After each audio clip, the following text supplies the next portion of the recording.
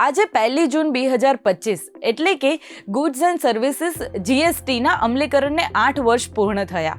2017માં લાગુ કરાયેલા જીએસટીએ ભારતીય કર પ્રણાલીમાં ક્રાંતિકારી ફેરફારો લાવીને નવો આયામ રચ્યો છે। જીએસટી લાગુ થતા પહેલા ભારતમાં પરોક્ષ કરની જટિલ અને બહુસ્તરીય પ્રણાલી હતી। જીએસટીએ આ બધી સમસ્યાઓનો અંત લાવીને એક રાષ્ટ્ર એક કરના સિદ્ધાંતને અમલમાં મૂક્યો છે।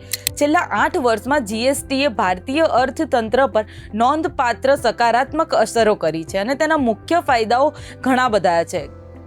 કર પાલન સરળ બન્યું છે, બહુવિધ કરને એક જ સિસ્ટમમાં ભેળવી દીધા છે, મોટાભાગની પ્રક્રિયાઓ ઓનલાઈન થઈ છે।